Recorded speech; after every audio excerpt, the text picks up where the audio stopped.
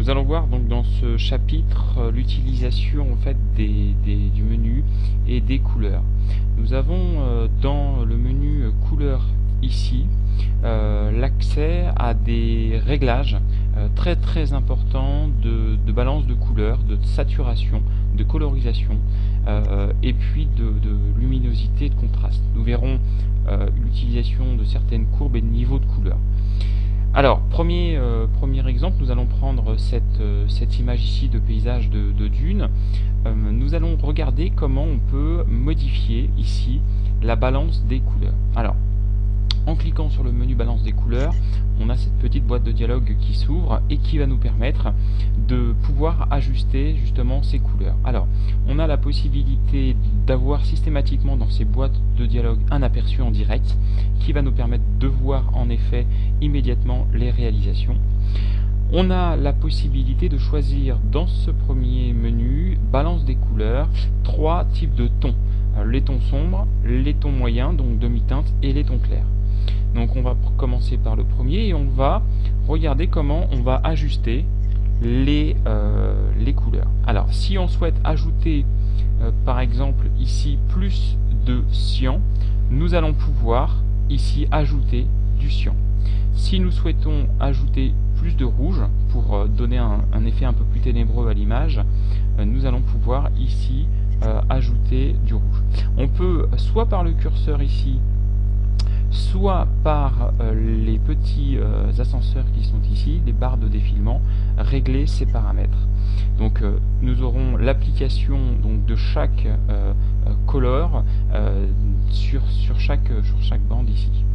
Alors, pour réinitialiser deux possibilités, soit on ressaisit ici 0, soit on réinitialise ici l'intervalle. Donc la même chose pour les demi-teintes, nous pouvons ici régler en direct et avoir l'aperçu de la couleur qui vient de s'appliquer, ici.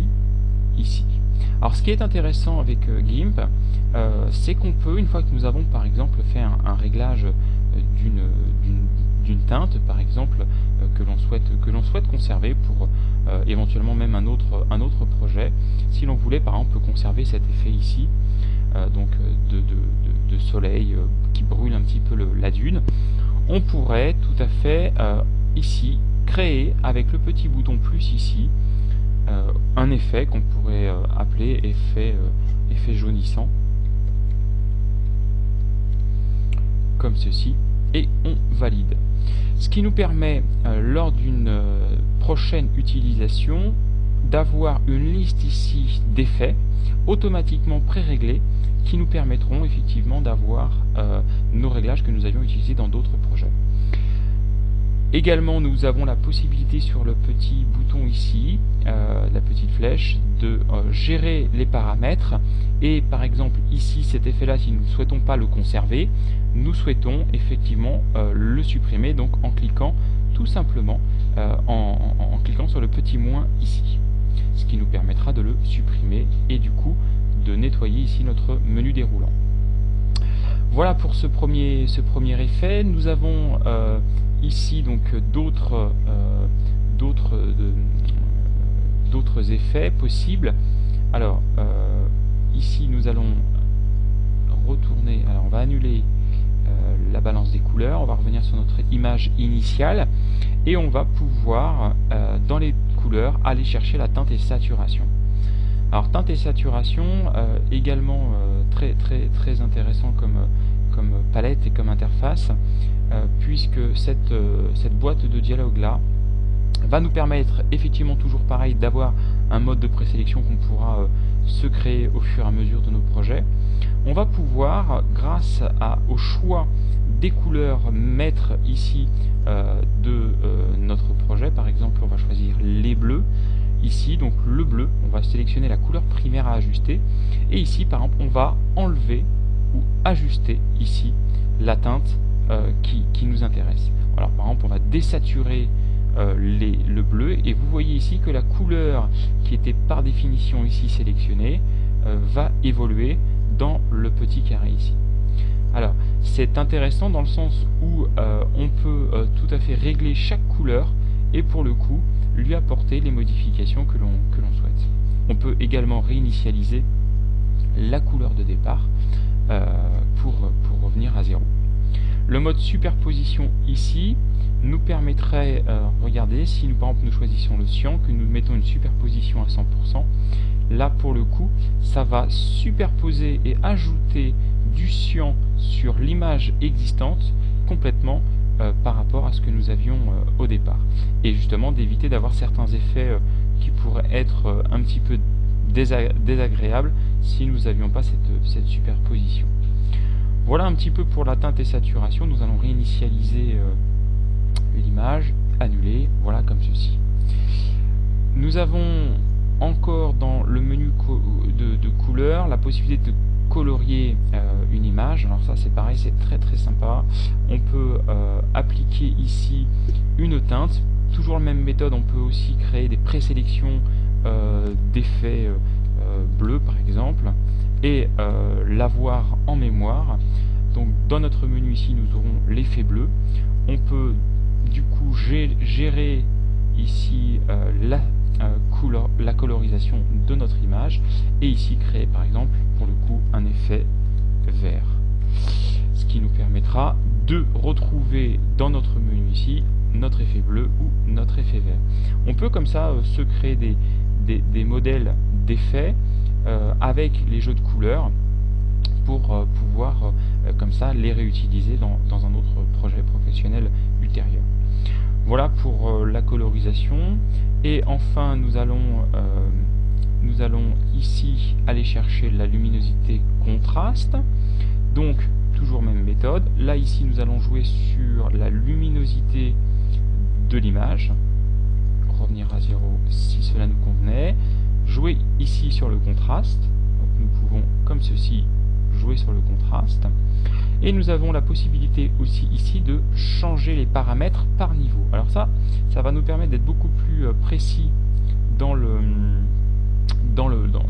réglage, dans le sens où si nous jouons directement sur les petits curseurs qui sont ici, directement nous allons avoir la possibilité d'aller régler le niveau de couleur et la luminosité de manière vraiment très précise par rapport au blanc et au noir que nous avons ici.